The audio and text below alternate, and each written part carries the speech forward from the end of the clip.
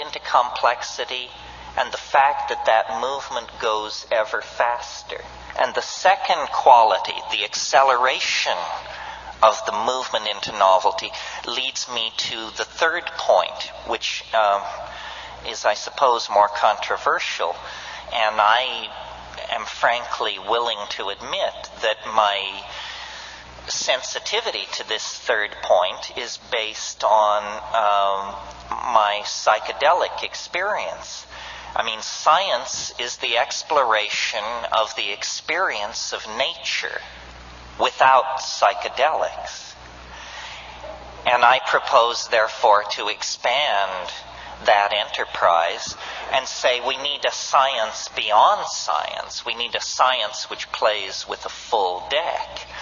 And the reason the psychedelic experience is so important here is not some namby-pamby notion that it expands consciousness or it makes you more perceptive or something like that. I mean, that is all true, but it isn't strongly enough put.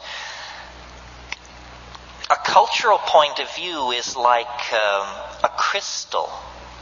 You have an amorphous cultural medium which at certain temperatures will form a crystal of cultural convention, if you will.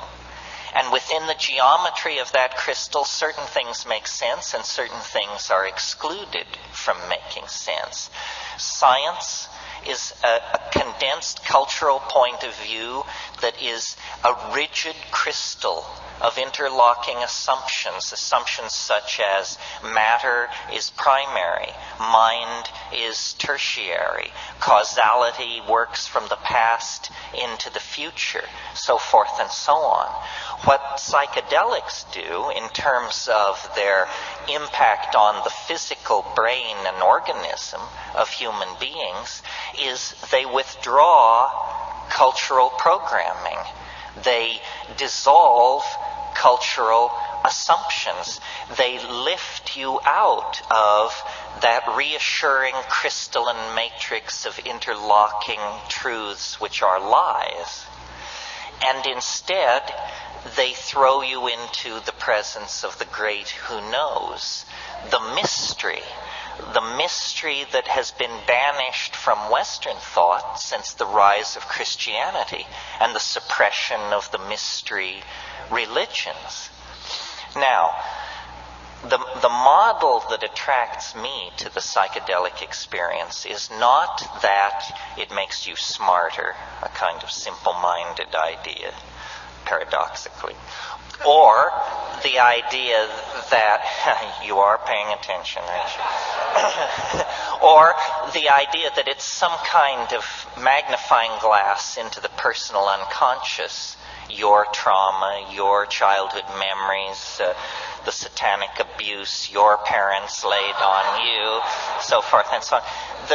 The model which I like is a geometric model, and says simply that since the rise of the Greek alphabet, print, linear thinking, and science, we have become imprisoned in a causal universe of material connectivity, and that this is a cultural myth, as much as believing that we are the sons and daughters of the great father who got out of his canoe at the second waterfall to take a leak. I mean, these are just cultural myths.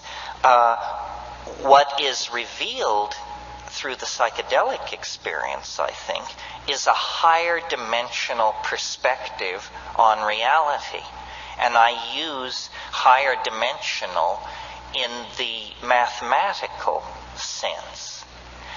Literally, you are lifted out of the plane of cultural assumptions and can look down with the kind of godlike understanding that one obtains when one flies in an airplane over a landscape previously only viewed from the ground.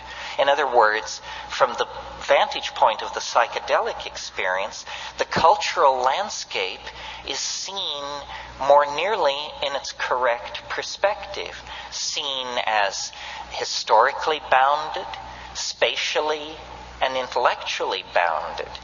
Now, it's no coincidence that if you analyze biology, what it is, it's a kind of conquest of dimensionality.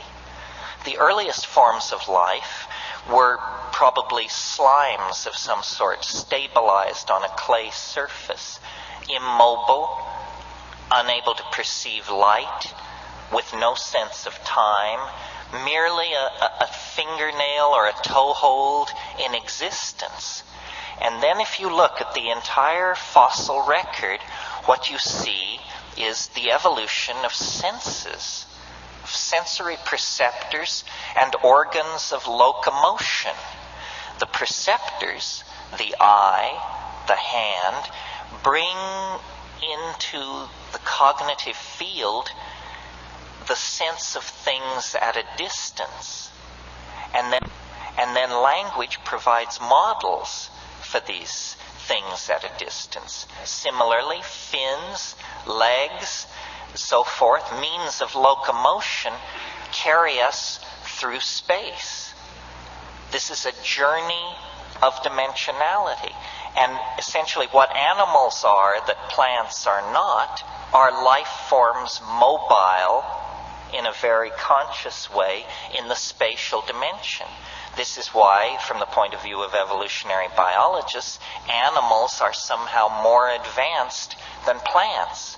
Well, if conquest of dimensionality is the criteria, then notice that we again occupy a special and privileged position in nature, because we can not only run with the best of them, see with the best of them, but we can remember and anticipate like crazy.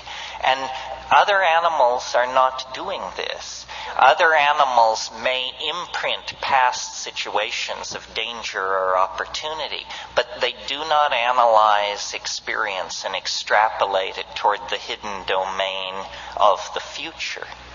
And consciousness is the generalized word that we use for this coordination of complex perception to create a world that draws from the past and builds a model of the future, and then suspends the perceiving organism in this magical moment called the now, where the past is coordinated for the purpose of navigating the future.